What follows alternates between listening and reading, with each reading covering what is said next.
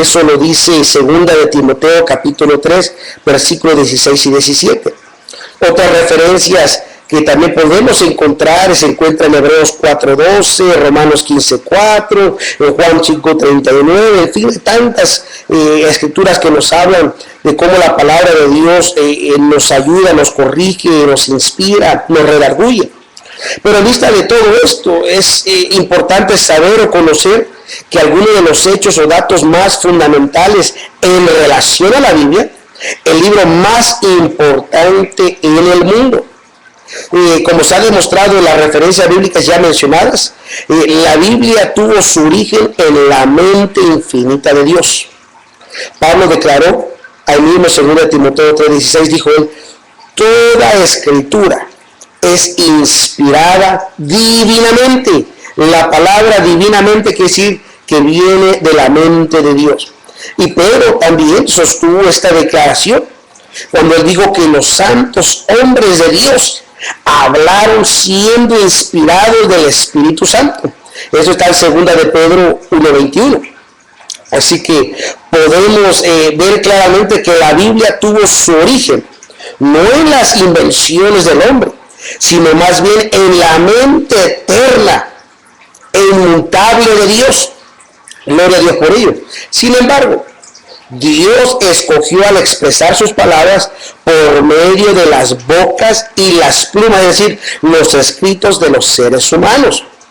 Hombres selectos, porque no cualquier hombre, sino hombres selectos quienes hablarían y escribirían según su incomparable voluntad. La palabra o terminología, es decir, la palabra Biblia, se deriva del vocablo griego que quiere decir biblos, es decir, los libros.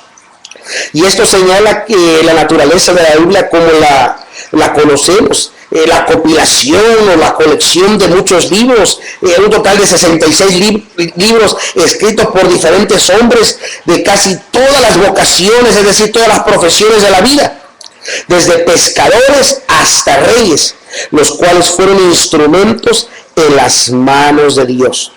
Y mientras que en la actualidad pueden imprimirse miles de ejemplares, es decir, miles de copias, en poco tiempo por las imprentas tan rápidas y modernas que hoy tenemos, las copias originales fueron escritas arduamente a mano, es decir, a puño de mano en casi todo tipo de material concebible, desde piedras hasta papiro.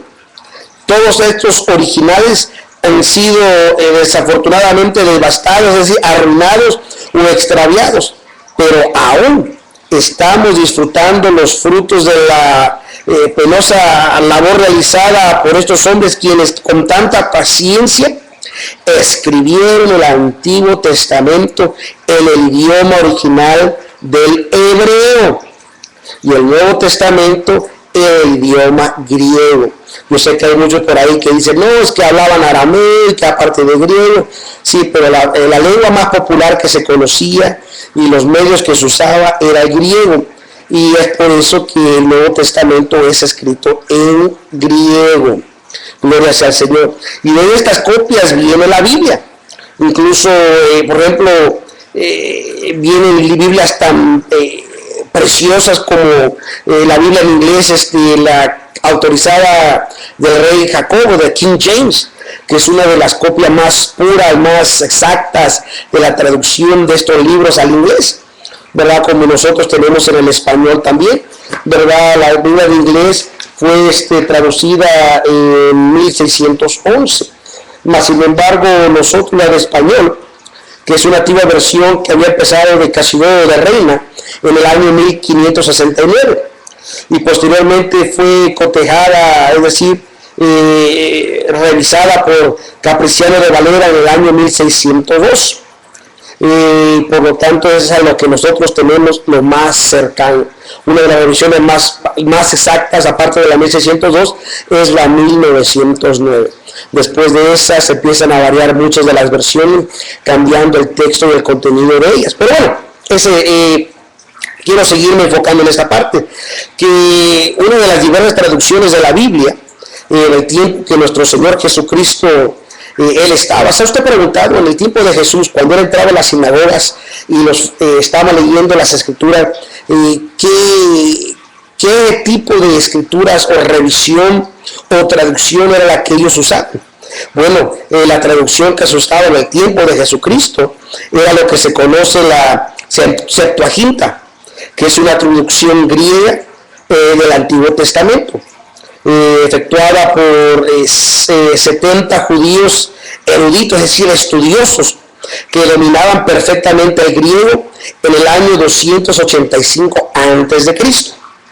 Y posteriormente, después de esta, vinieron otras revisiones ya más modernas, ¿verdad? Como una de las traducciones más modernas después de esa época era la Biblia, la Vulgata, que era una traducción latina de toda la Biblia, ejecutada por Jerónimo en el año 400 después de Cristo.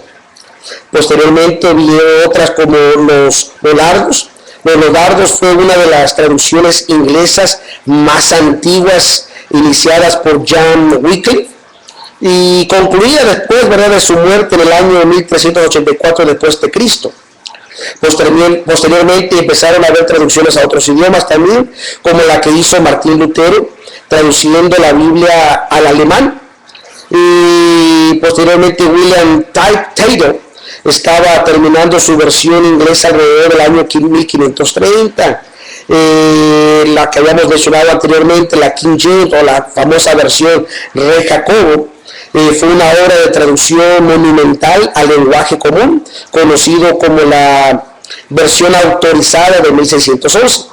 Y esta versión es la obra de 47 eruditos quienes fueron designados, mejor dicho, escogidos por el rey Jacobo I de Inglaterra.